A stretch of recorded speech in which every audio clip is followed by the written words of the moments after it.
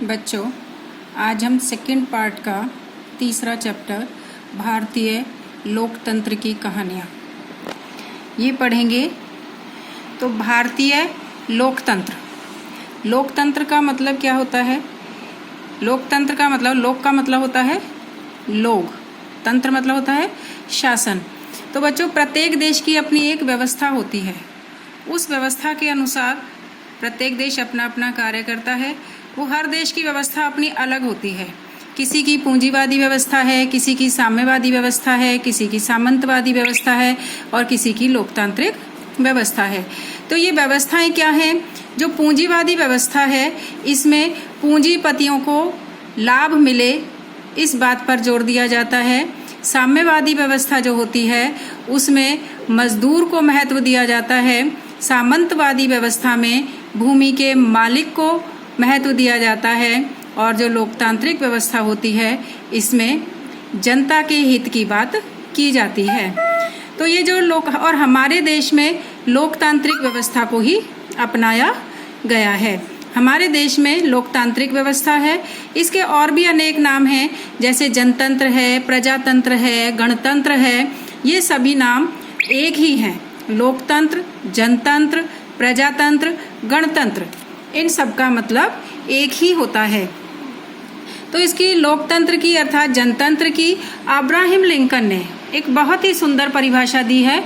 उन्होंने ये कहा है कि जनतंत्र जनता का, जनता के लिए और जनता के द्वारा शासन होता है। अर्थात जनता ही अपने प्रतिनिधि चुनती है।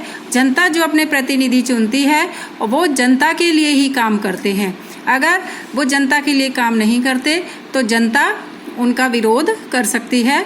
तो इस तरह से जो जनतंत्र है वो जनता का, जनता के लिए और जनता के द्वारा ही शासन होता है। जो जनप्रतिनिधि होते हैं वो किसके द्वारा चुने जाते हैं? जनता के द्वारा ही चुने जाते हैं। और जो जनप्रतिनिधि जनता के द्वारा चुने जाते हैं तो वो उन लोगों के अनुसार ही कार्य करते हैं, उनकी आवाज को बुलंद करते हैं। तो बच्चों, ये होता है जनतंत्र का मतलब। अर्थात जनतंत्र जनता का, जनता के लिए और जनता के द्वारा शासन होता है।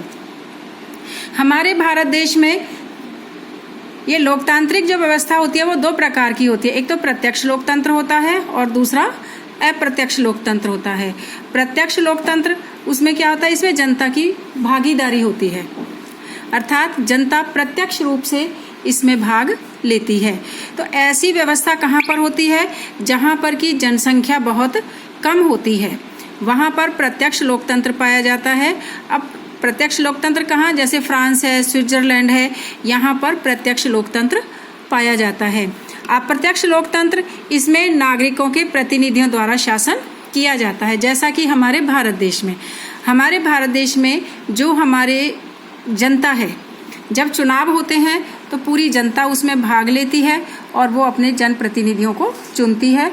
वो प्रतिनिधि सरकार में जाकर अपने लोगों की आवाज़ को बुलंद करते हैं। तो ये प्रतिनिधि कौन होते हैं? ये एमपी और जो एमएलए होते हैं ये जनता के प्रतिनिधि होते हैं। इन्हीं के माध्यम से जनता की आवाज़ को उठाया जाता है।